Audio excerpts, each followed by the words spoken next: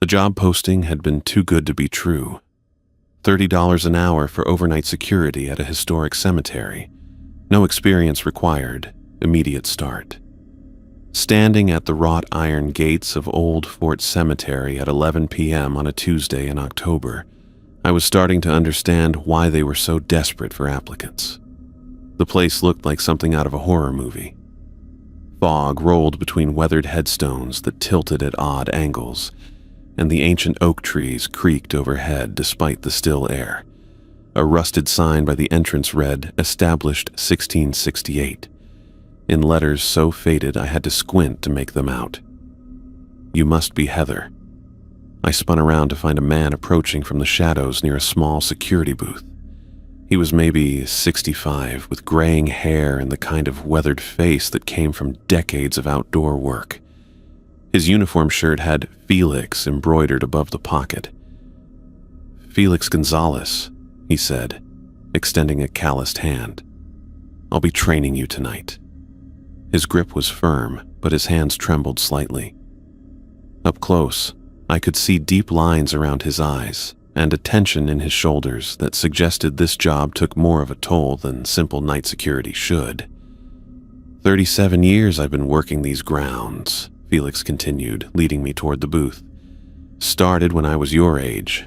Figured I'd do it for a few months while I looked for something better." He let out a dry chuckle. "Funny how life works out." The security booth was cramped but functional. A desk, 2 chairs, a logbook, and a thermos that smelled like coffee strong enough to wake the dead. Felix pulled a laminated card from his shirt pocket and placed it on the desk between us. "4 rules," he said. "Memorize them. Follow them exactly. Your life depends on it." I picked up the card.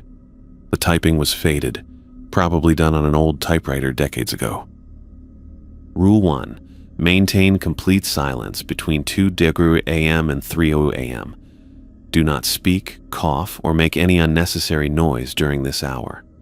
Rule 2. If you encounter the woman in white near the right family plot, do not approach. Back away slowly while maintaining eye contact until she is no longer visible. Rule 3. If you hear laughter, do not laugh in return. Cover your ears and hum loudly until the sound stops. Rule 4. The boy in the sailor suit will ask for help finding his mother. Speak with him kindly, but do not follow him anywhere. These seem... I started, then stopped. Felix's expression had gone completely serious. "Seem what? Crazy? Made up?" He leaned back in his chair. "Every guard gets that look. Every guard thinks they know better. Most of them don't last a week. What happened to the others? Some quit. Some..." Felix shrugged. "Some didn't." I flipped the card over and found a 5th rule written in different handwriting, the ink newer but still faded. Rule 5. Never enter the crypt beneath the old chapel. "What's in the crypt?" I asked. Felix's face went pale. "Some questions are better left unasked." "But if I'm going to be working here..." "No." His voice cut through the air like a blade. "That's not a rule you question. That's not a rule you test. That's the rule that keeps you breathing." The silence stretched between us. Outside, something rustled in the leaves, though I hadn't felt any wind. "Look," Felix said finally, his voice gentler. "I know how this sounds.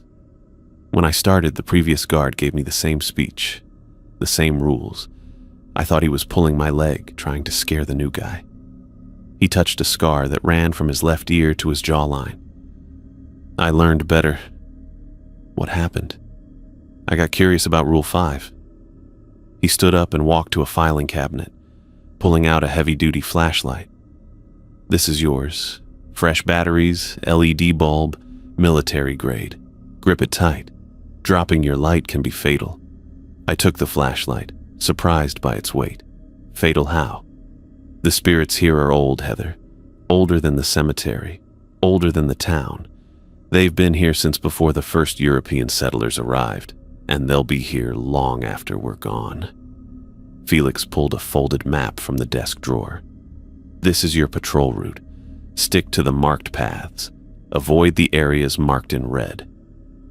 The map showed the cemetery layout with a clear route traced in blue ink. Several sections were marked with red X's, including a large area near the back, where Old Chapel Crypt was written in block letters. You'll do 3 patrols per night, Felix continued. First at midnight, second at 1 a.m., third at 4 a.m., never during the quiet hour. That's when they're strongest. They? Felix looked at me for a long moment. The woman in white visits her husband's grave every night at 2 a.m. Been doing it since 1867. She died the day after her wedding, found at the cemetery gates in her dress. No one knows how she got there or why she died. And the boy? Timothy Hartley, 7 years old when scarlet fever took him in 1903. His mother died 3 days before him. He's been looking for her ever since. Felix's voice softened. He's not malicious, just lost. But following him, he shook his head. 3 guards have followed him over the years. We found their bodies days later, all in places that should have been impossible to reach. I stared at the rules card, trying to process what I was hearing. And the laughter? That one's harder to explain. Something that feeds on joy, on the sound of human happiness. It mimics laughter to draw people in. Then, Felix made a gesture like something being pulled away. Johnny Marquez laughed back in 1987. We found him 3 days later. He died laughing. The rational part of my mind was screaming that this was all elaborate nonsense, some kind of hazing ritual for new employees. But Felix's scars were real, and the tremor in his hands wasn't from age. Why are you telling me this? I asked. Why not just let me figure it out myself? Because I've seen too many good people die from curiosity. Felix sat back down, suddenly looking every one of his 65 years.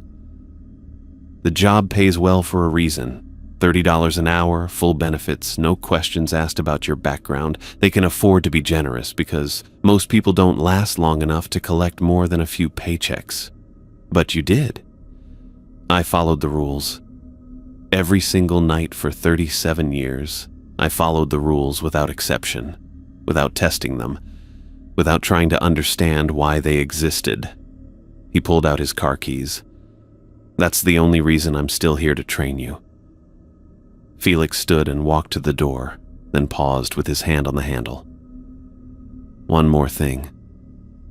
The crypt beneath the chapel. It's not just off limits. It's dangerous in ways that the other spirits aren't. Whatever's down there has been contained for a very long time, and it wants out. Every guard eventually hears it calling. The smart ones resist. What about the ones who don't? They become part of the reason the rules exist. He opened the door and stepped outside. The fog had grown thicker, reducing visibility to maybe 20 feet. Your shift starts now. First patrol at midnight. That's in 43 minutes. Stay on the marked path, keep your flashlight steady, and remember, the rules aren't suggestions. Felix, wait. But he was already walking toward the parking area, his footsteps echoing off the headstones.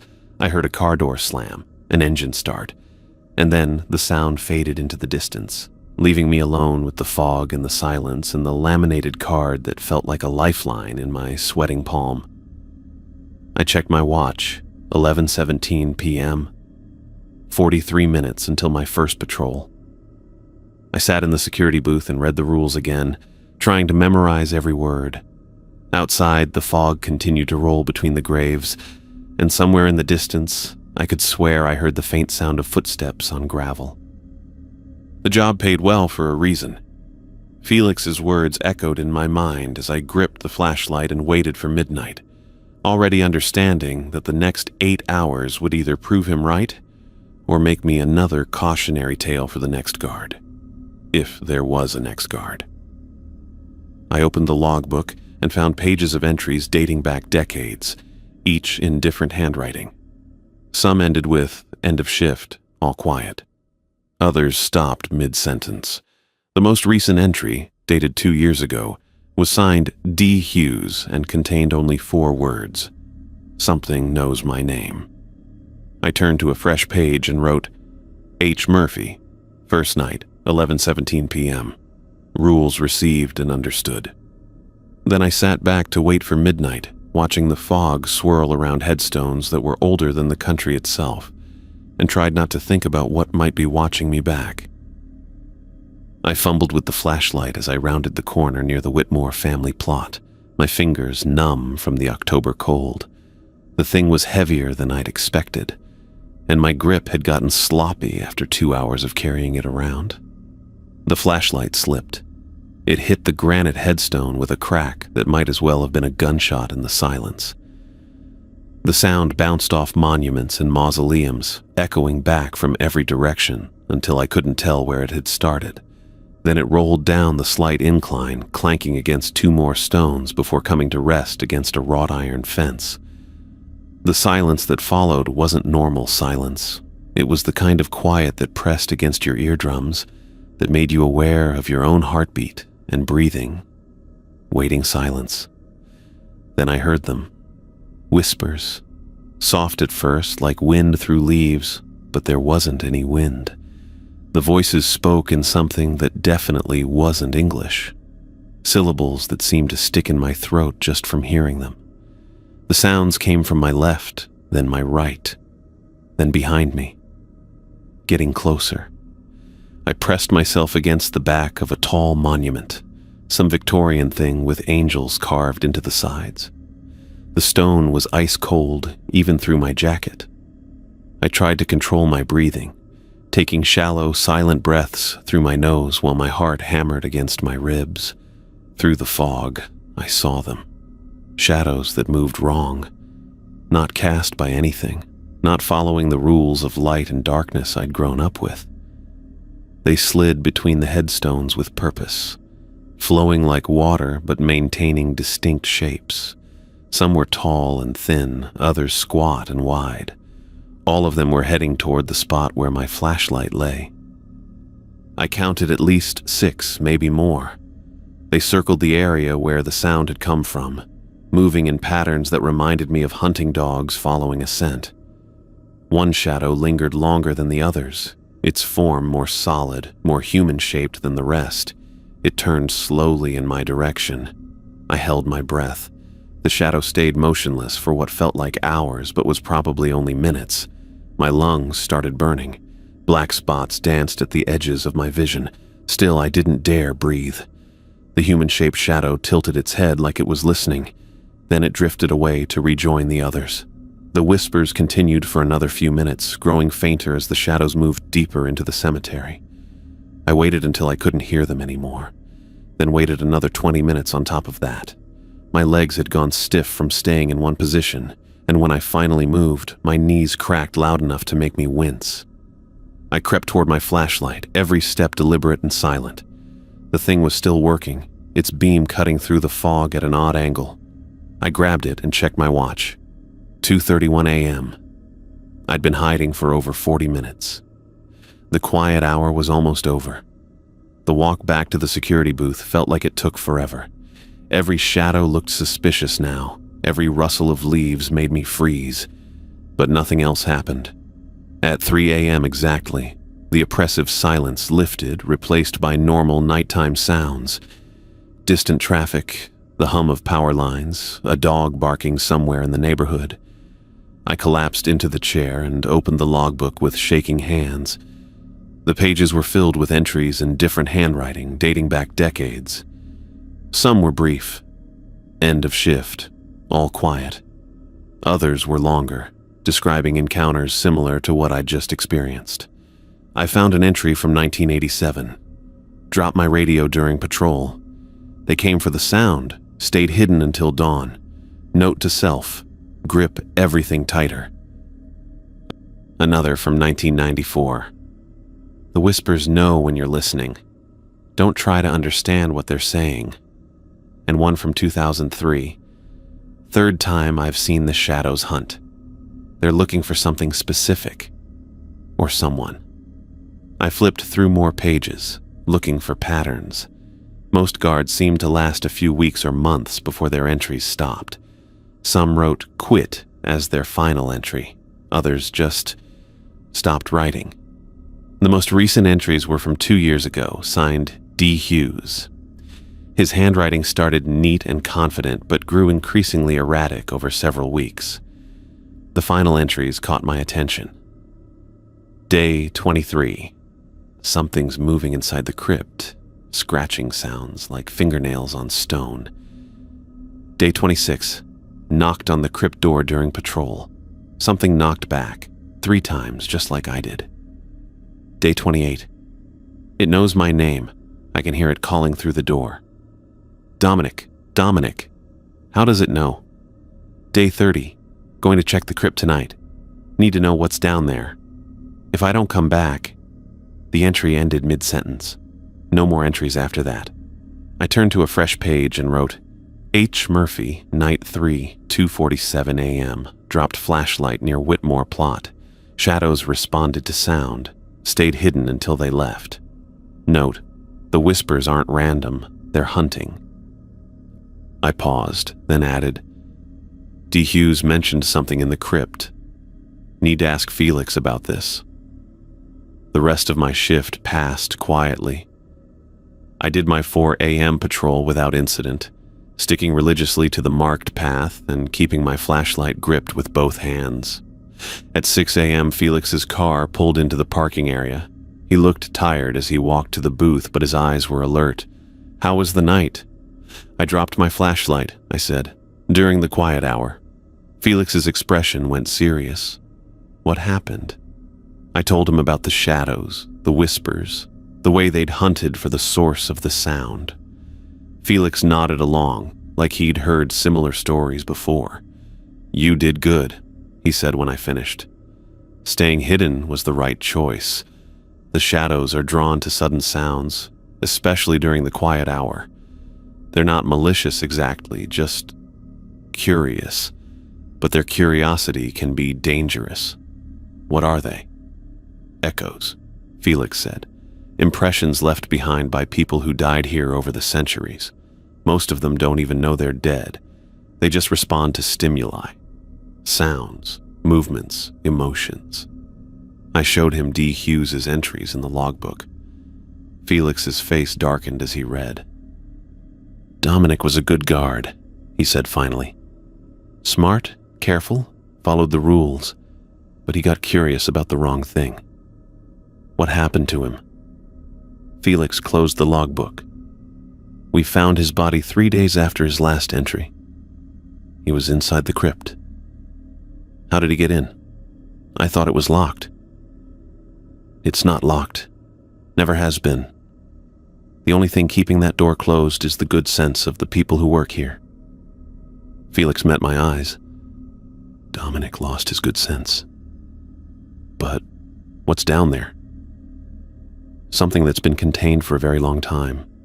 Something that wants out.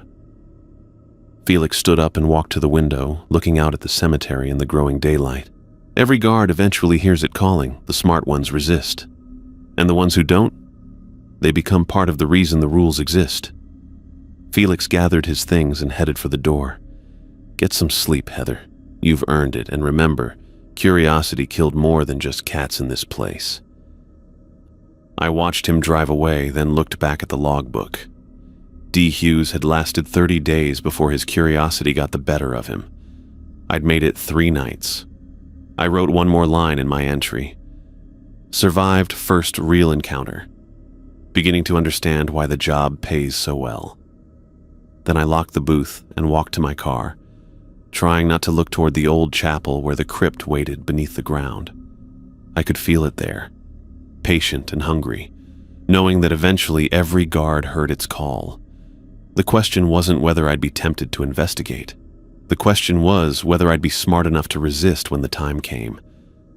The crying started at exactly 2 a.m. I was halfway through my midnight patrol when I heard it. Soft sobbing that seemed to drift from the older section of the cemetery. The sound was heartbreaking, The kind of grief that makes your chest tight even when you don't know the source. I checked my watch. 2 a.m. on the dot.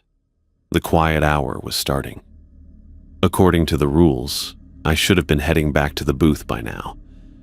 But the crying pulled at something deep in my chest, and before I could think better of it, I was walking toward the sound instead of away from it. The fog had rolled in thick tonight, reducing my flashlight beam to maybe 10 feet of visibility. Headstones emerged from the mist like ships in a harbor, their carved names and dates appearing and disappearing as I passed. The crying grew clearer as I got closer. Definitely a woman. Definitely in pain. I found her kneeling beside a moss-covered headstone in the Wright family plot. She wore a Victorian wedding dress, all white lace and pearl buttons, with a long train that spread around her like spilled milk. Her hair hung loose down her back, moving gently even though there wasn't any wind. The dress should have been dirty after more than a century, but it glowed with its own pale light. The woman in white. Rule number 2. I stopped walking, remembering Felix's warning. Don't approach. Back away slowly while maintaining eye contact. But I was already close enough to read the headstone she knelt beside. Jonathan Wright, 1834-1867, beloved husband. Below that, in smaller letters, taken too soon, mourned forever. The woman's sobs were quiet but constant, her shoulders shaking with each breath. She pressed her hands against the stone like she was trying to push through it to reach whatever lay beneath.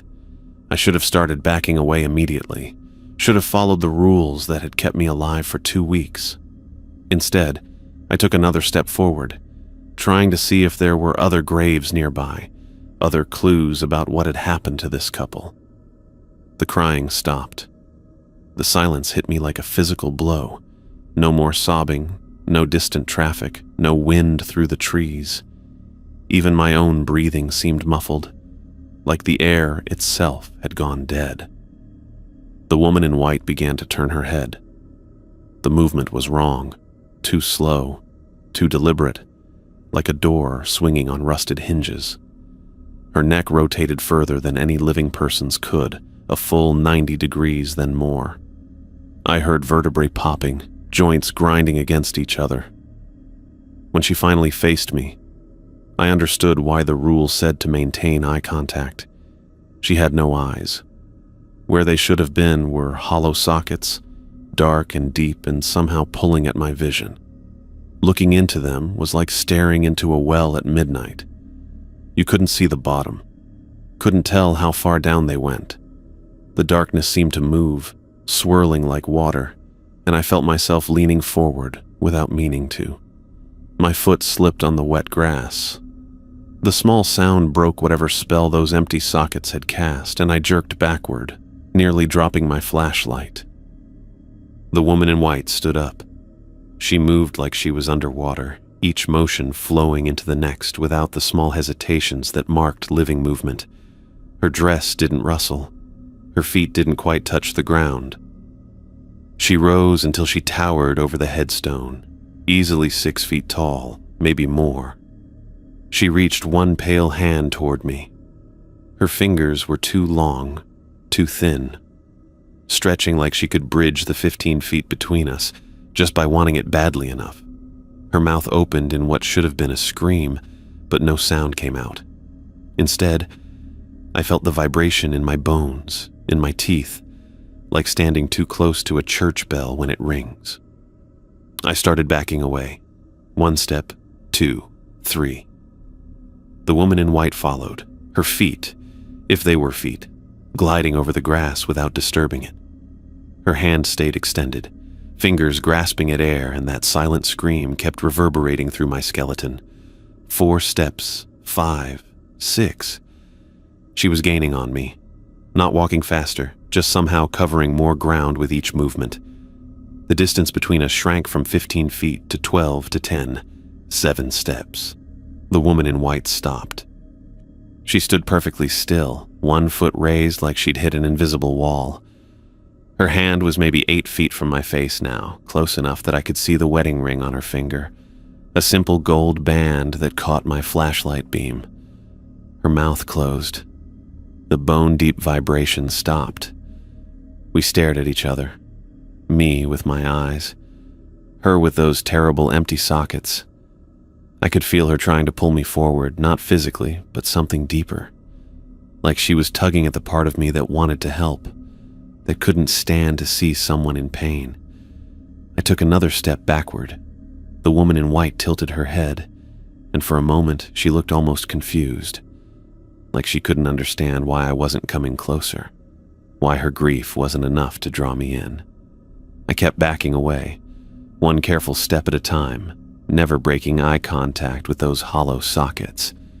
My heel hit the edge of the main path, the boundary between the Wright family plot and the rest of the cemetery. The woman in white dropped her hand. She turned away from me with that same mechanical slowness, her dress swirling around her like fog. By the time she faced Jonathan's grave again, she was already sinking back to her knees. The sobbing resumed as if it had never stopped. I stood on the path for another 5 minutes, watching her mourn. She never looked at me again, never acknowledged that I was there. She pressed her hands against the headstone and cried for her husband, lost in a grief so deep it had anchored her to this spot for over a century. Back in the security booth, I opened the logbook with shaking hands. I flipped through pages of entries looking for anything about the woman in white, about Jonathan Wright, about what had happened in 1867. Tucked between 2 pages near the back, I found a yellowed newspaper clipping. The headline read, "Local woman found dead at cemetery gates." The article was brief. Margaret Wright, age 22, was discovered deceased at the entrance to Old Fort Cemetery yesterday morning, still wearing her wedding dress from the previous day's ceremony. Mrs. Wright had been married to Jonathan Wright on Saturday afternoon in what witnesses described as a joyful celebration. The cause of her death remains unknown, and authorities are baffled as to how she came to be at the cemetery, as she had no known connections to the location. Mr. Wright was reportedly too distraught to speak with reporters. Services for Mrs. Wright will be held Thursday at St. Mary's Church. I read the clipping 3 times, trying to piece together what had happened. Margaret Wright had died the day after her wedding, found at the cemetery gates in her dress. But the headstone said Jonathan had died in 1867, the same year as their wedding. I pulled out my phone and did a quick search for historical records. It took some digging, but I found what I was looking for in a digitized church registry. Jonathan Wright had died on October 15, 1867. Margaret Wright had married him on October 16, 1867. She'd been found dead on October 17, 1867. She'd married a dead man. Or thought she had. Maybe Jonathan had died suddenly, maybe from disease or accident, and Margaret had been so devastated that she'd... what? Gone to the cemetery to be with him, died of grief? The records didn't say. But they explained why she was still here, still mourning, still trying to reach through the stone to touch her husband's remains. I wrote my entry for the night. H. Murphy, night 14, 2:23 a.m., encountered woman in white at Wright family plot. Followed Rule 2, backed away while maintaining eye contact. She stopped at what seemed to be a boundary line. Research shows Margaret Wright died day after wedding. Husband Jonathan died day before wedding. She's been mourning him for 156 years. I paused, then added, "Note, the boundary she couldn't cross seemed to be the edge of the family plot. Something is keeping her contained to that specific area." The rest of my shift passed quietly. I did my 4 a.m. patrol without incident, giving the Wright family plot a wide berth. But I kept thinking about Margaret Wright kneeling by that grave, pressing her hands against stone that would never give way. When Felix arrived at 6 a.m., I showed him the newspaper clipping and told him what I'd discovered. "Margaret Wright," he said, nodding slowly. "She's been here longer than I have. 37 years I've been watching her mourn. Why can't she leave the plot? Love, Felix said simply. The strongest anchor there is. She bound herself to that grave so completely that even death couldn't break the connection. He looked out the window toward the Wright family plot. But love that strong, that obsessive, it changes, becomes something else. What do you mean? She doesn't just mourn Jonathan anymore. She wants others to join her, to understand her loss by experiencing it themselves. Felix met my eyes. That's why you have to back away. Get too close and she'll try to make you part of her story. What happens if someone doesn't back away? Felix was quiet for a long moment. 3 guards have gotten too close over the years. We found their bodies at Jonathan's grave, lying next to Margaret. They'd died of exposure, but he shrugged. It was July when we found the last one. 90 degrees outside. I thought about those empty eye sockets, the way they'd seemed to pull at something inside me. She tried to draw me in. She tries to draw everyone in. The grief is real, but it's also a trap. She wants company in her mourning. Felix gathered his things. You did good tonight, Heather. Following the rules when your heart tells you to do otherwise, that's the hardest part of this job.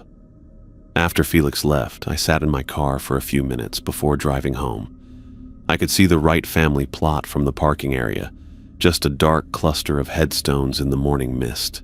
Somewhere in there, Margaret Wright was probably still kneeling, still crying, still trying to reach through stone and earth to touch the husband she'd lost before she'd ever really had him.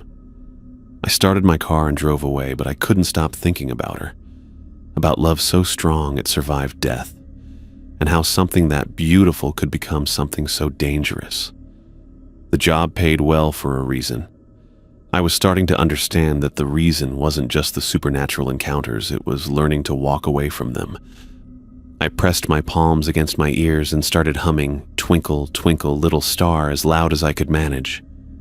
The laughter had started 5 minutes ago, soft and sweet, like a kid playing hide and seek. Now it sounded like someone losing their mind, all sharp edges and broken glass. It circled me in the fog, moving from headstone to headstone, getting closer with each pass. My chest kept trying to bubble up with giggles. Every time the sound hit a certain pitch, my diaphragm would spasm and my mouth would want to open. I bit down on my tongue hard enough to taste copper, using the pain to stay focused.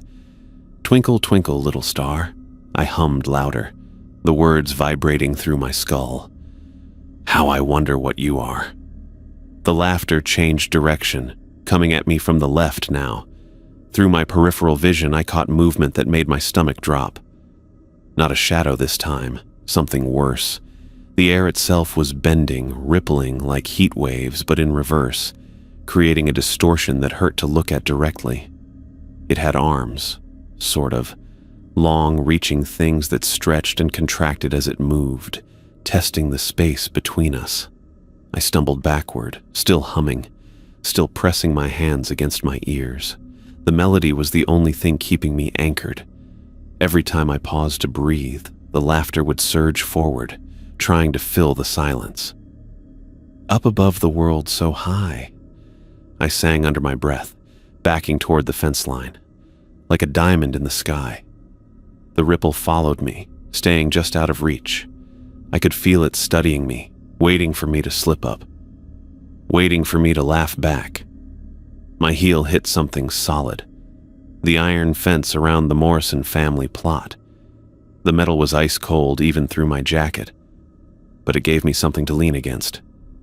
Something real and fixed in a world that was starting to feel like it was melting around the edges. The ripple stopped maybe 3 feet from my face. This close, I could see details that made my skin crawl. The distortion wasn't empty. There were shapes moving inside it, fragments of faces that appeared and dissolved before I could focus on them. Mouths stretched wide in eternal laughter, eyes that had gone completely white, hands clapping in rhythm with the sound. The laughter got louder, more insistent.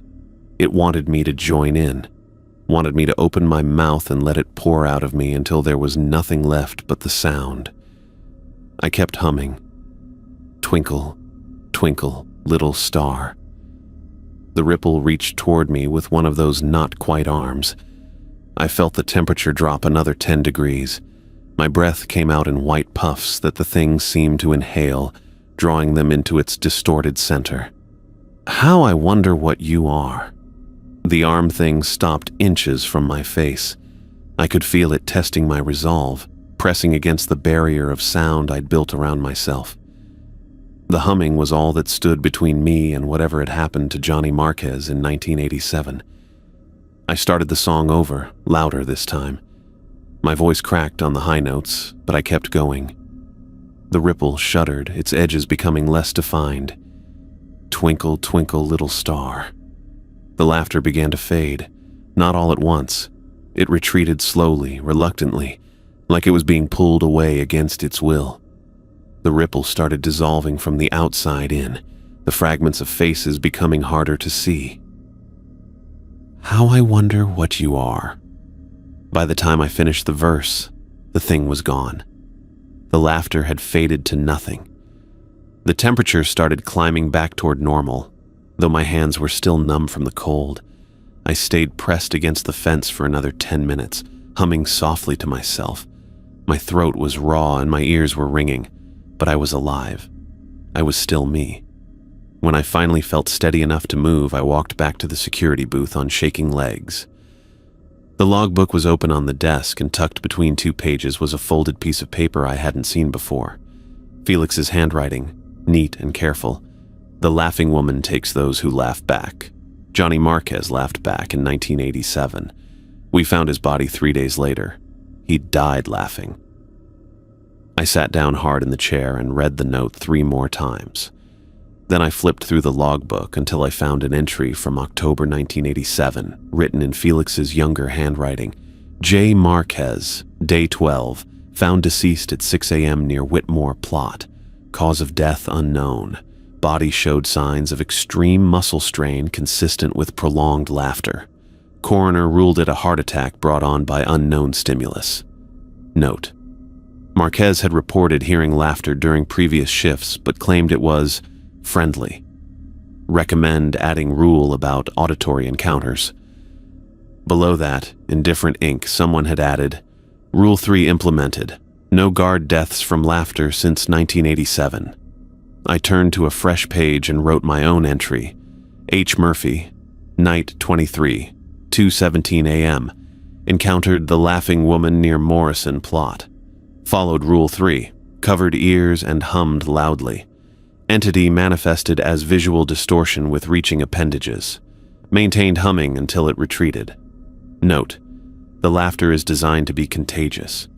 Physical pain helped resist the compulsion to respond.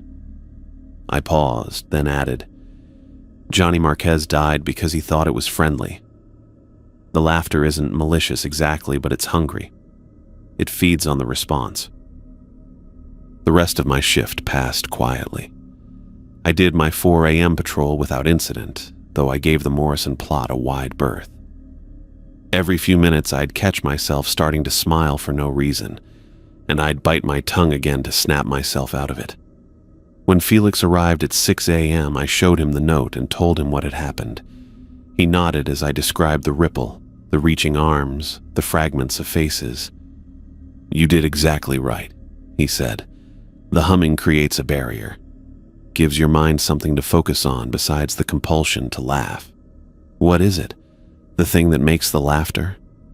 Felix was quiet for a moment, looking out the window toward the older section of the cemetery. We're not sure. Could be a spirit, could be something else entirely. What we know is that it's been here since at least the 1950s, maybe longer. And it's patient. Patient how? It doesn't attack right away. It starts gentle, friendly, like you said. Makes you think it's harmless. Johnny thought he'd made friends with it. Spent 2 weeks listening to what he called the giggling lady before it finally got him to laugh back. I thought about how pleasant the sound had been at first, how my face had automatically smiled in response. It's a trap. Everything here is a trap in one way or another. The difference is knowing which ones you can escape from. Felix gathered his things and headed for the door. You've been here almost a month now, Heather. That's longer than most. How much longer did Johnny last? 12 days. Felix paused in the doorway. You're already twice as smart as he was. After Felix left, I sat in my car for a while before driving home. I kept thinking about Johnny Marquez, about how he'd thought the laughter was friendly, how he'd probably felt special, chosen, like he'd made a connection with something supernatural. I touched my tongue where I'd bitten it. The pain was already fading, but I could still taste blood. The job paid well because it required you to hurt yourself to survive it, because it asked you to resist every human instinct toward connection and curiosity, because it demanded that you treat wonder as a weapon pointed at your heart. I started my car and drove home, humming Twinkle, Twinkle, Little Star under my breath. Some songs, I was learning, were more than just music. Sometimes they were the only thing standing between you and becoming another cautionary tale in someone else's logbook. The boy appeared at exactly 3 a.m., materializing near the children's section like morning mist taking shape. I was halfway through my patrol when I spotted him standing between two small headstones, perfectly still in the way only children can manage when they're concentrating hard on something. He looked maybe 7 years old, wearing a navy blue sailor suit with white piping and brass buttons that gleamed despite the fog. His brown curls caught what little moonlight filtered through the clouds. He was more solid than Margaret or the laughing thing. Not translucent, not rippling with distortion. Just a small boy in old-fashioned clothes, standing in a cemetery at 3 a.m. like it was the most natural thing in the world. Timothy. Rule number 4. I stopped walking but didn't back away. Felix had been clear about this one. Speak kindly, but don't follow. The boy wasn't dangerous like the others. He was just lost. Hello there, I called softly. Timothy turned toward me, and his face lit up with hope. Oh, hello, miss. Have you seen my mother? She was supposed to meet me by the big oak tree, but I've been waiting ever since supper, and she hasn't come. His voice sounded like an old recording, slightly hollow but clear enough to understand every word. The accent was different too, more formal, the way children spoke when they were taught proper manners. I haven't seen her, I said, staying where I was. What's your name? Timothy Hartley, but everyone calls me Timmy. He took a step closer and I could see his face more clearly. Round cheeks, dark eyes that seemed too serious for his age, a small mouth that kept shifting between hope and worry. Mother said she'd come find me after she finished her errands, but that was hours ago. I needed to keep him talking without encouraging him to lead me anywhere. Felix had mentioned asking about toys, friends, anything to distract him from his search. That's a nice sailor suit, Timothy. Is it new? His whole face brightened. Father bought it for me last month when the ship came in. He said I looked like a proper sailor boy. Timothy smoothed down the front of his jacket with obvious pride. Mother says it makes me look very grown up. I bet it does. Do you have any toys at home? Any favorites? Oh, yes. Timothy bounced on his toes, suddenly animated. Father carved me a wooden horse. It's got a real leather saddle and everything. And I have a spinning top that makes the most wonderful humming sound when you get it going just right. His expression grew wistful. And there's Pepper. He's my dog. Well, he's supposed to be the whole family's dog, but he sleeps in my room and follows me everywhere. The enthusiasm in his voice was infectious. I found myself smiling despite the circumstances. Pepper sounds like a good friend. The best friend. He knows when I'm sad and comes to put his head on my lap. Mother says dogs can sense feelings better than people sometimes. Timothy's face clouded over. I hope he's not worried about me. I've been gone so long. The conversation was working exactly like Felix had said it would. Timothy was getting caught up in memories, distracted from his desperate search. But then his expression shifted, becoming urgent and focused. "Miss, you seem very kind. Could you help me find my mother? I know where she is now. She's waiting for me, but she's in a place that's hard to reach alone."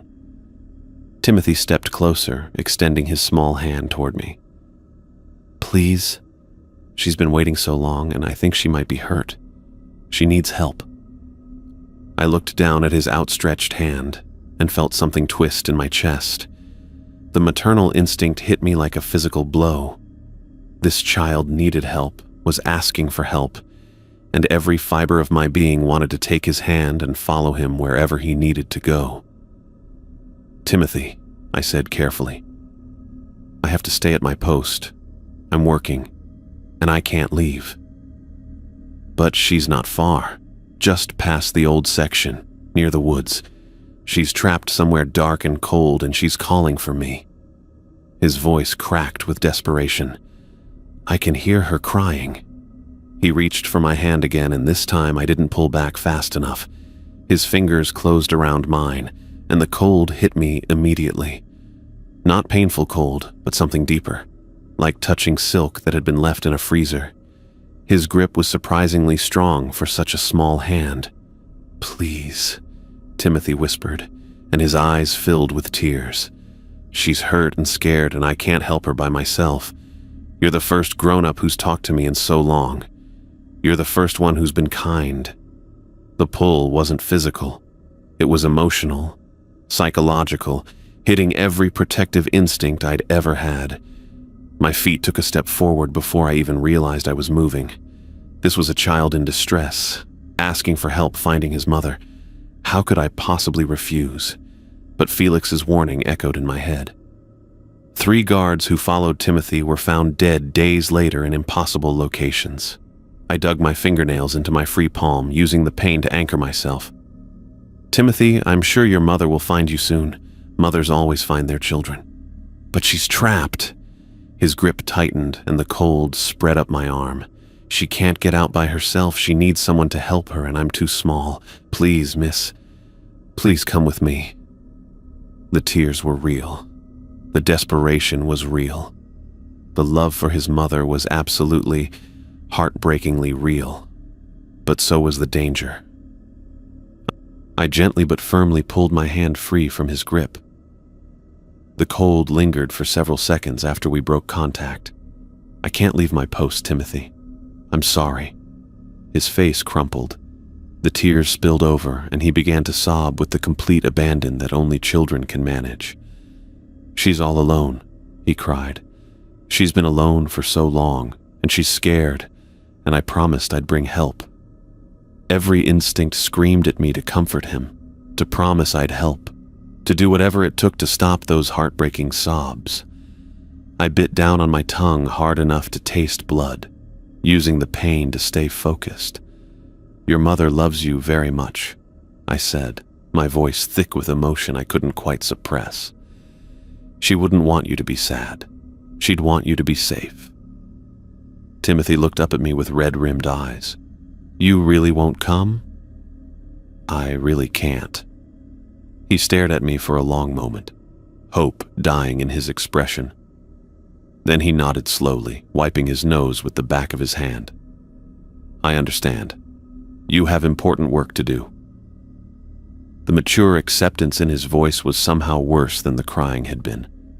Timothy turned and began walking toward the older section of the cemetery, his small figure already starting to fade around the edges. Near the large oak tree, he stopped and looked back at me one last time. "If you see my mother," he called, his voice growing distant, "will you tell her I'm still looking for her?" "I will," I promised. Timothy waved, a small, sad gesture, and then he was gone. Not gradually, just there one moment and absent the next, like someone had turned off a light.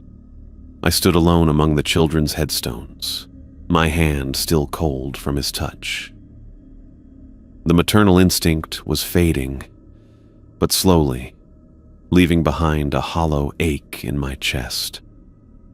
Back at the security booth, I pulled out my phone and searched for Timothy Hartley.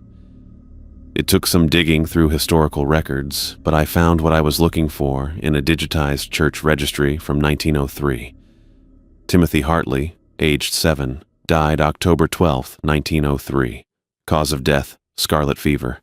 Eleanor Hartley, aged 29, died October 9, 1903. Cause of death, scarlet fever. Timothy had died 3 days after his mother. Both were buried in unmarked graves. The family couldn't afford proper headstones. I sat back in my chair, staring at the screen. Timothy had been waiting for his mother for over a century, not knowing she was already dead, not understanding that she couldn't come find him because she was trapped in the same state he was, somewhere else in this cemetery. I opened the logbook and found entries about Timothy scattered throughout the decades. Guards describing a polite little boy who asked for help finding his mother. Most entries were brief, noting that they'd followed the rule and refused to go with him. But 3 entries ended differently. 1967. M. Patterson, Day 8. Timothy asked for help again. This time he said his mother was hurt.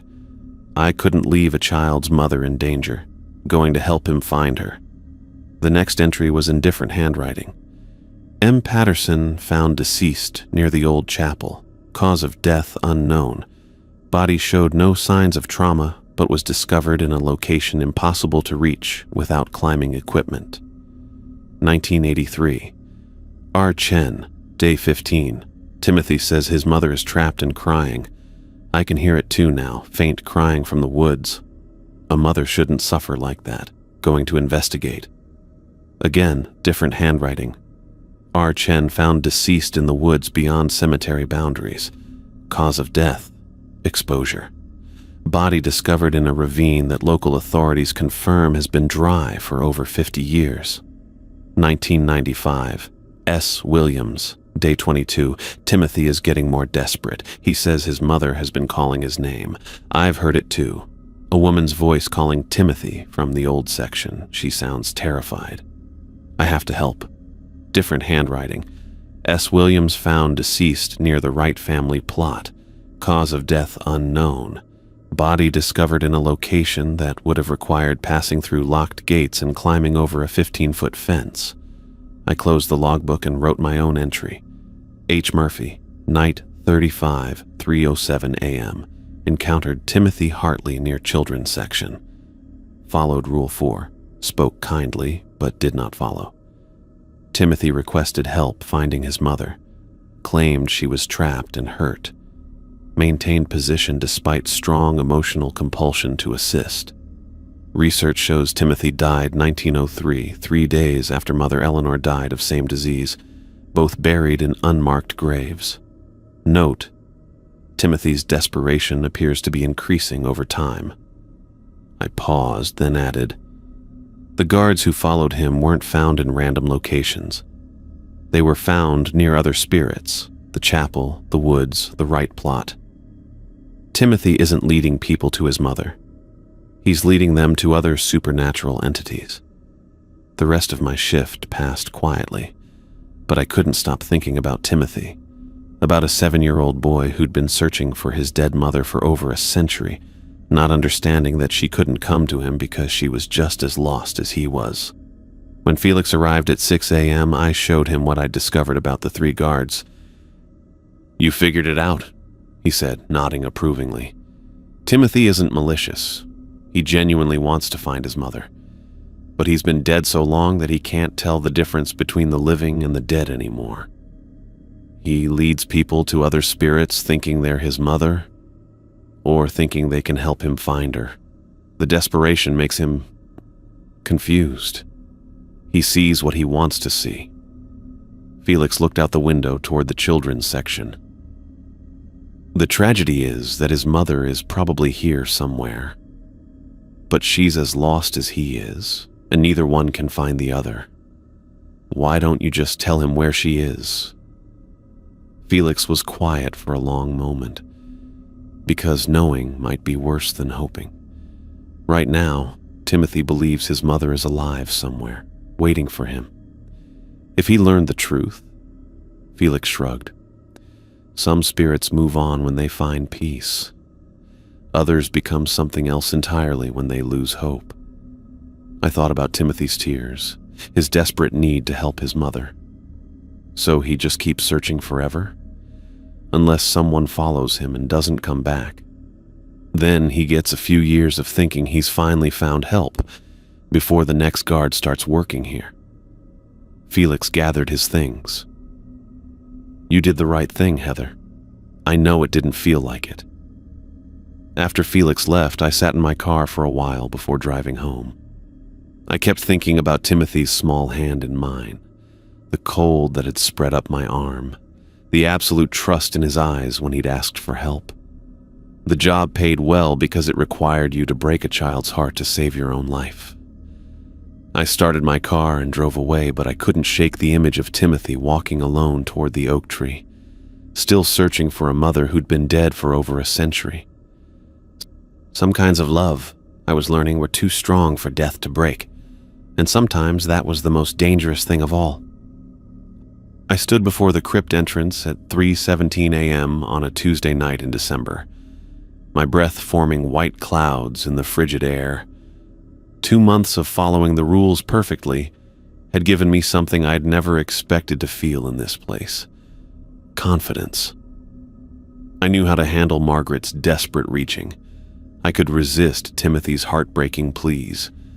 The laughing thing had tried me twice more since October, and both times I'd hummed it away without breaking a sweat. Even the shadows during quiet hour had become predictable. Dangerous, yes, but manageable if you knew what to expect. But the crypt remained the one mystery that ate away at me constantly. The rusted iron door stood slightly ajar, just as it always had. No lock, no chain, no barrier except Felix's warning and the memory of Dominic Hughes's final logbook entry. Strange symbols were carved into the metal, not quite letters, not quite pictures, but something that seemed to shift when I wasn't looking directly at them. I'd walked past this door dozens of times during my patrols. Tonight, for the first time, I stopped. The latch was simple, a piece of metal that would lift with the slightest pressure. I could see the mechanism clearly in my flashlight beam. No rust on the moving parts, no corrosion that would prevent it from opening. Someone had been maintaining it. My hand moved toward the latch before I even realized what I was doing. I jerked it back, Felix's words echoing in my head. Some questions are better left unasked. The scar running from his ear to his jawline. I learned better. But standing here now, after 2 months of surviving everything this cemetery could throw at me, Felix's warnings felt less like wisdom and more like paranoia. I'd proven myself capable. I'd earned the right to know what I was really protecting. I reached for the latch again, then stopped, pulled back, reached forward. This was ridiculous. I was a grown woman, not some curious teenager in a horror movie. I had a job to do, rules to follow, a paycheck that depended on my continued survival. But the not knowing was killing me. I knocked gently on the door. The sound was hollow, metallic, bouncing back from whatever lay beyond. I held my breath, listening for any response, any sign that something had heard me. 3 deliberate knocks came back from inside. My heart stopped. The knocks were perfectly spaced, clearly intentional, mimicking the rhythm I'd used. Something in there was responding to me. I knocked twice. 2 knocks came back. I knocked 4 times rapidly. 4 rapid knocks answered. "Jesus," I whispered, stumbling backward from the door. Then I heard my name. "Heather." Soft, barely audible, whispered through the gap under the door. "Heather, I've been waiting." The voice was male, familiar somehow, though I couldn't place it. It sounded tired, lonely, like someone who'd been calling for help for a very long time. "Heather, please, I know you can hear me." I backed away another step, my confidence evaporating like morning fog. Whatever was in there knew me, had been aware of my presence all along, waiting for my curiosity to overcome my caution. "I won't hurt you," the voice continued, growing slightly stronger. "I just want to talk. I've been alone for so long." The words tugged at something deep in my chest. The same maternal instinct that Timothy triggered, the same desire to help that Margaret exploited. But this felt different, more personal. "You're different from the others," the voice said, stronger, smarter. "You've lasted longer than anyone in decades." I turned and ran. My boots pounded against the gravel path as I sprinted back toward the security booth, my flashlight beam bouncing wildly ahead of me. Behind me, I could hear the voice calling my name, growing fainter with distance but somehow more urgent. "Heather, wait! Don't leave me here!" I slammed the booth door behind me and grabbed my phone with shaking hands. Felix had given me an emergency number on my first night. Only call if something happens that the rules don't cover. This qualified. Felix answered on the second ring, his voice instantly alert despite the early hour. "Heather, what happened?" "The crypt," I gasped, still trying to catch my breath. I knocked on the door and something knocked back. "It knows my name, Felix. It's been waiting for me." Silence on the other end of the line. Then, "Did you open the door?" "No, I ran." "Good." Felix's voice carried a relief so profound I could hear it through the phone. "You passed." "Passed what?" "The real test." Felix was quiet for a moment and I could hear him moving around, probably getting dressed. "Every guard eventually hears the call, Heather. The thing in the crypt, it learns about us, studies us, figures out exactly what to say to make us want to open that door." "What is it?" "Something older than the cemetery. Older than the town, probably.